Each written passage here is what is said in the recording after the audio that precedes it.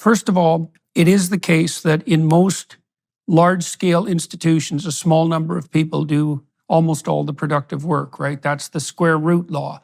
Okay, so if you have 10,000 employees, 100 of them are doing half the work. Now, we saw a stellar example of that in Musk's takeover of Twitter, because he dispensed with about 80% of the employees, and all he did was improve the company. Now, Musk has had extensive experience doing that sort of thing with other companies, and he's obviously able to separate the wheat from the chaff. Now, you just made the case that you would like to do the same thing, and you also said that you had a detailed plan to do so. And so what I'm very curious about is, how is it that you believe you will be able to decide who should stay and who should go? And how is it that you've developed this detailed plan? Like, what sort of analysis have you conducted that enables you to determine what should be shrunk and how, and to know that that's going to cause beneficial rather than damaging consequences? So there's something we have going for us here, is that I don't have to start in a vacuum.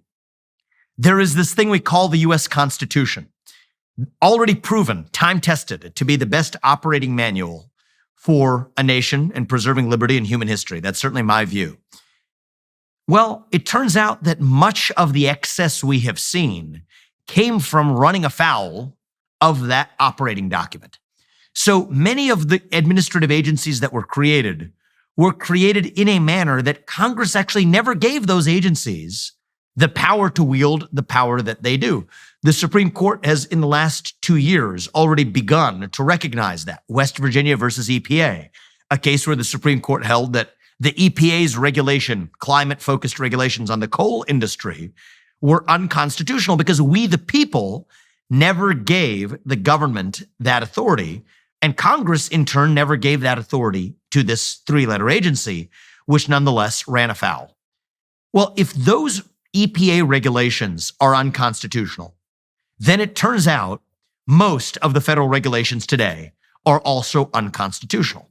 Turns out most of the employees implementing those regulations are actually unnecessary.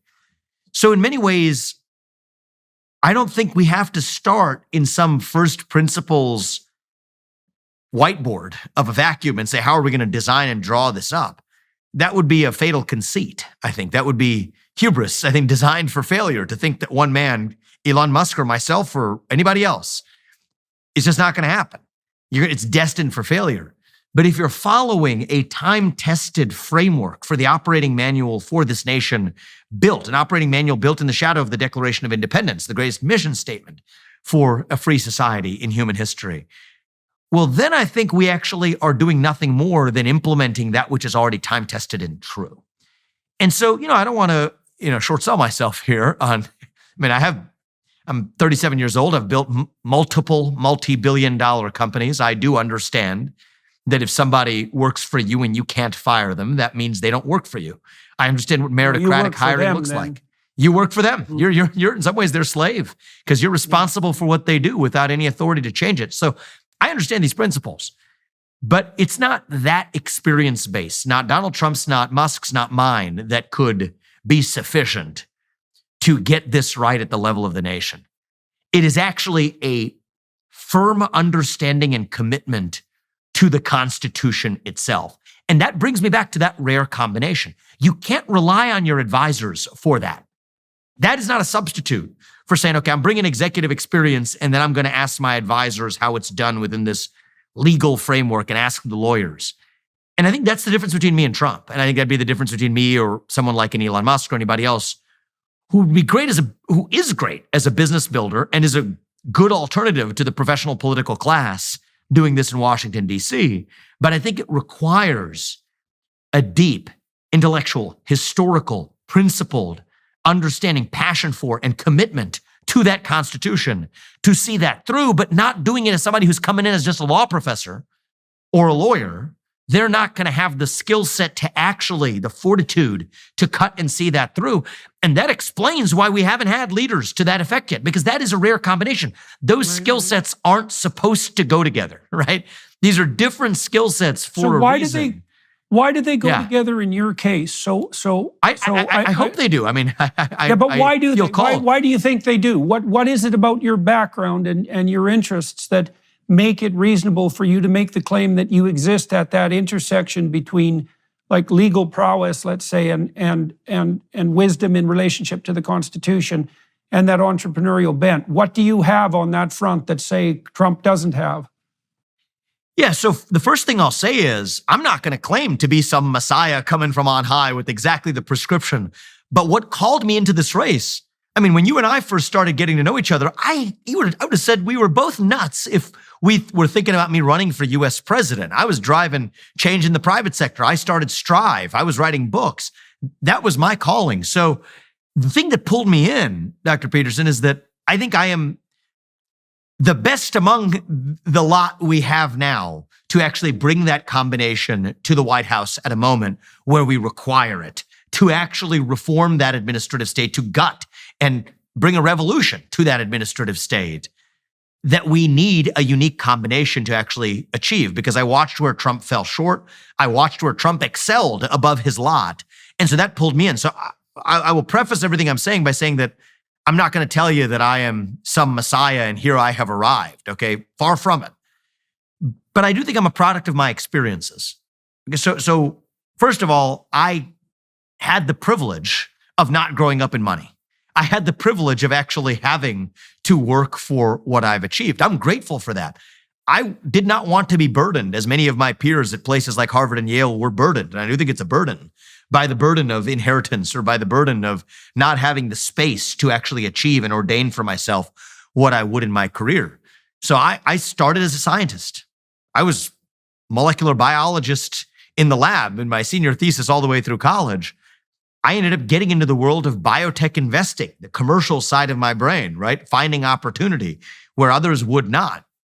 That led me to really enjoy, I'm grateful for this more than boastful of it, just strictly grateful that I was able to find this opportunity to earn extraordinary success for myself by my mid to late 20s. I was in law school simultaneously as I was making tens of millions of dollars as a hedge fund investor by spotting opportunity. And then said, I'm going to take this to the next level. I'm going to start an entire business on finding opportunities to develop medicines that others didn't, and built a multi-billion-dollar company from scratch. And I think that's different than coming in and just managing and being appointed, rising the managerial ranks of a big corporation, sitting on a bunch of boards, and then plopping yourself into CEO when some guy retires at the age of 70. I built that company from scratch. And so that's one skill set.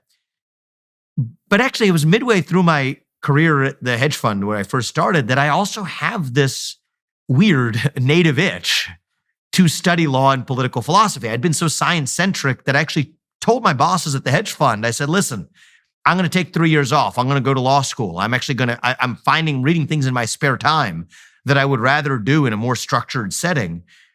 Now, I discovered something important there, which is if you're following your passion, good things tend to happen. They said, just keep your job. They gave me far more autonomy on the job. They said, go manage this portfolio yourself and do it from New Haven if you want to. I said, great, we have a deal. And that's what I did. But for me, it's less that I have a skill set more than I have had for the last 15 years, a dual passion that has given me experiences both akin to that of many legal academics, which shows up in several of my books, which have been quoted in appellate court opinions in the last 3 years. But my principal day job has still been as an entrepreneur, building enterprises, hiring and firing people accordingly. Right. And So that you're calls at me the into this. you're at the intersection of three relatively unique domains of achievement. So one on the entrepreneurial front, one on the scientific front, and one on the legal front. And so that is, each of those levels of accomplishment are relatively rare, and the intersection is relatively staggeringly rare, let's say. How was it, do you think, and why did your interest turn from the scientific to the legal, and what aspects of the legal in particular compelled you? And then how did that transmute into a political interest? Well, I mean, the political interest really is barely an interest at all. I feel like this is a sense of duty that pulled me into this political journey. But all the way through the legal doorstep of it, I guess I'm a person that reasons through principles. Okay, I think that science is actually founded on principles. that are iteratively, we hone and we have an approximation of the actual truth of the world. But the scientific method, driven by hypothesis-driven testing, as opposed to just purely deductive, I observe something and then I decide that that's the state of the world. That's not the way the scientific method works. It's a deeply principled understanding and approximation of the world, right? You form a hypothesis and then you test that hypothesis. You don't just sit and deductively observe the whole time. That's just pure empiricism. That's not the scientific method. And so there's something about that spoke to me. And I think that was probably why when I started my first major business, Roivant, which was a scientifically founded company, I mean, I personally oversaw the development of 5 medicines which are FDA approved today. But the business building piece of it was, the first thing I did was with the day one employees. We sat in a room for about 6 hours and came up with our first draft of what ended up being 20 business principles, right? Here are the principles on which the company would run, right? Value creation in the external world is the sole goal. Everything that happens in these 4 walls is a means to the end of what happens in the external world. Whatever's necessary is always possible. I mean, we went through several iterations of that. And so for me, I think it's just the way that I think and process information. And then that is, I think, part of what drew me in my interest in the law and in the ordering. I think we're a nation deeply built foundationally on the rule of law, not the whims of man. And that's what speaks to me about much of the US Constitution, about the United States of America. And so delving deep into what those principles were became just a passion of mine. It was a side hobby. I mean, the things I was reading in my spare time in my mid-20s, well, I'm a hedge fund, investor, and then, before my career as an entrepreneur, it's kind of a weird thing for a guy to do in his mid-20s and spend my weekends that way. But that's what helped me discover that I have this separate passion that drew me then to go to Yale for a few years. But it's part of what pulled me back, even out of my business career. I ran my business in a way that was tethered to those business principles. I think it's part of what allowed me to have success as an entrepreneur. But even when I felt like, okay, I've developed a drug, among other things, for prostate cancer. Now there's this cultural cancer that nobody else is working on. There are other people working on biological cancer. Nobody was working back in 2020 on the cultural cancer that I believed I had identified, which was the mixture of this wokeism with the forces of capitalism back in 2020, when I think this was really still not as well understood as it is today, to say that I'm going to step aside from my job as a biotech CEO to focus on this cultural cancer, but against the backdrop of a legal framework where it feels intuitively like something's gone wrong. It's not obvious that somebody's prosecuting this as a legal violation, but what are the principles enshrined in that law that are violated by what we're actually seeing? So that's what drew me in. And then one thing, that led me to the doorstep of this. You were interested in science as an investigative process. And then when you set up a business, you started to understand that you needed to develop a set of guidelines that were essentially enabling principles, because that's a good way of thinking about principles or rules, rather than as restrictions, as enabling principles. And that attracted your attention to the idea of enabling principles as such.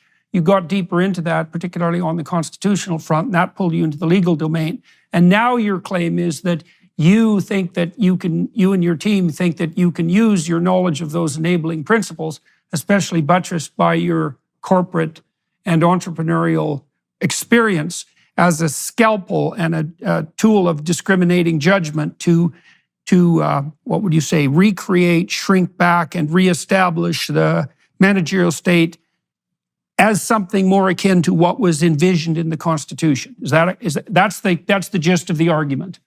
That's exactly right. And I think that puts me together in a position to say, okay, now let's just intuitively, there's a lot there, right? So let's just sort of make this intuitive.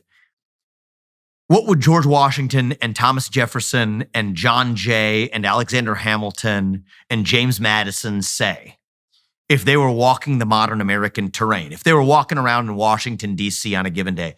What would they say? Would they be pleased? Would they be proud? Would they be appalled? I think today, in many respects, they would be appalled by what they see. And I think their intuitive understanding, that intuition is also part of what I'm reviving here, because they're the guys who enshrined that intuition in the form of principles that are in a document known as our US Constitution today. And so for me, I think I share those intuitions. There's the intuitive side of me too, but my skill set is both as an entrepreneur and as somebody who understands principles, including legal principles. And those things don't usually go together. Now, we haven't talked about all the things that I'm awful at, okay? My artistic talents are sparse. I think that there's everybody has their strengths and weaknesses. But I do think that the unique coincidence of those talents is something that it so happens this moment calls for when we think about who we actually need in the White House to take